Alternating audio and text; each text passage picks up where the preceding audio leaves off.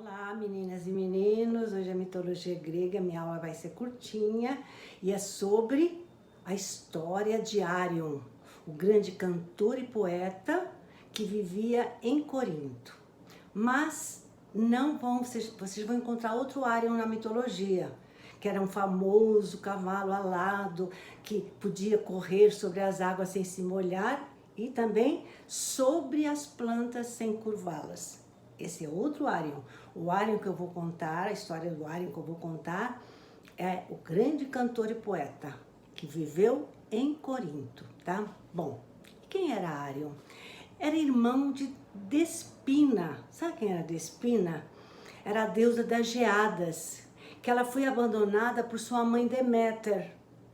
Ele e ela foram abandonados, tanto Árion e sua irmã Despina. Por quê? Quem era Deméter? Lembra dela?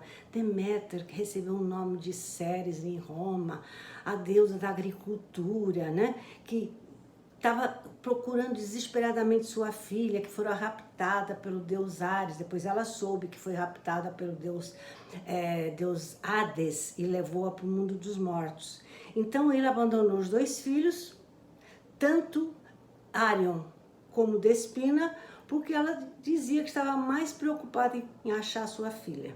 Bom, depois dessa introdução, né, o Árion foi abandonado, a Despina foi abandonada e não se sabe ao certo o destino de Árion.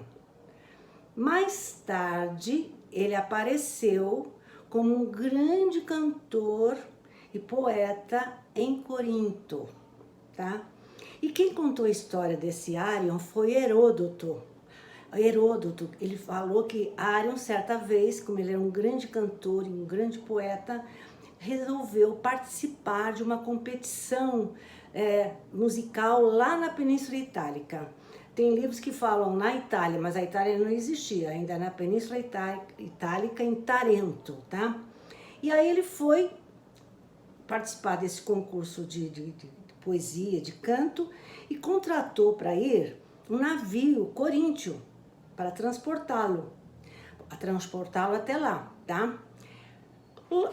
Chegando lá, ele venceu com maior facilidade o concurso e recebeu valiosos prêmios, porque ele foi o campeão desse concurso de poesia e canto. Então ele voltou para Corinto, tá? Mas na viagem de volta para Corinto, ele veio no mesmo navio que ele contratou, lembra?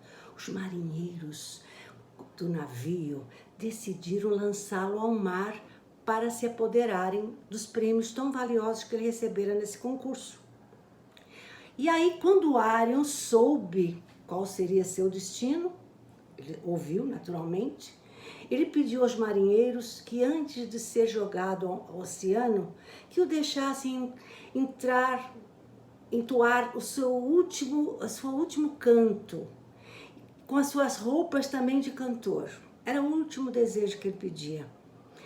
Então, ele prometeu que assim que acabasse de cantar, ele próprio se jogaria ao mar, tá? Os marinheiros concordaram desse plano e até gostaram, pois assim também seriam brindados com a voz daquele tão famoso cantor.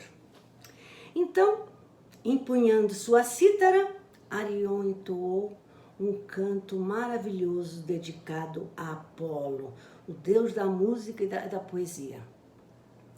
Mas à medida que cantava, uma crescente quantidade de golfinhos se colocou em volta do navio, mas ninguém percebeu. Enfim, quando ele acabou de cantar, ele, como prometeu, se jogou no mar. E os marinheiros, julgando que ele fosse morrer, prosseguiram sua viagem. Mas Árion caíra sobre um dos golfinhos que rodeavam a embarcação. E esse golfinho conduziu até Corinto, deixando-o na margem de um rio. Seguindo então por terra, Árion chegou ao palácio do rei Periandro, onde ele saiu para fazer esse concurso, contando-lhe tudo o que aconteceu entre eles e os marinheiros, entre aquele navio que ele contratou.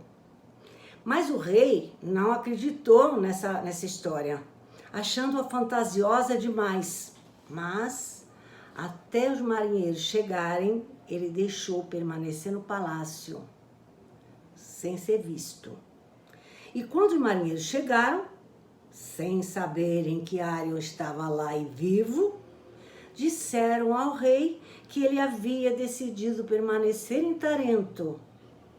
Então, Periandro, o rei, né, compreendeu que o poeta e cantor falara a verdade. Então, mandou executar aqueles marinheiros ladrões. Tá? Mas quem contou essa história? Quem contou essa história foi Heródoto.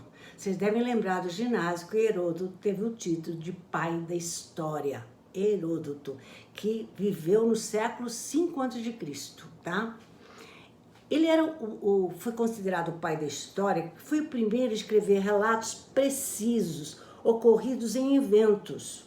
Quer dizer, ele não inventava, ele falava os relatos precisos, embora também não o impedisse de inserir em suas histórias elementos da mitologia.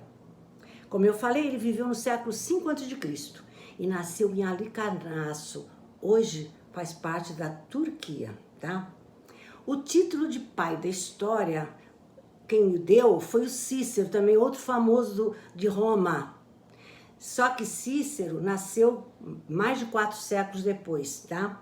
No século 1 a.C., tá? Sendo assassinado em 43 a.C.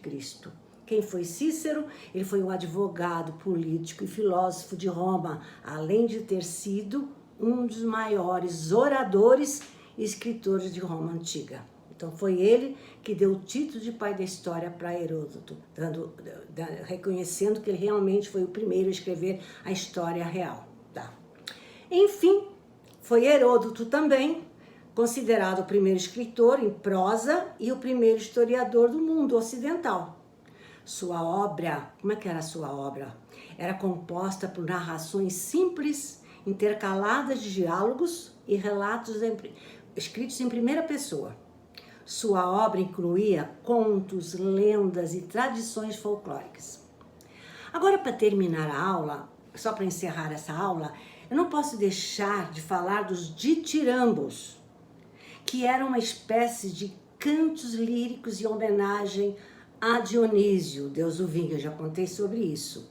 Então eram cantos líricos, eram hinos, foi o que precedeu o teatro, tá? Vieram antes das comédias e tragédias, né? Então foi, portanto, as primeiras manifestações antes do teatro.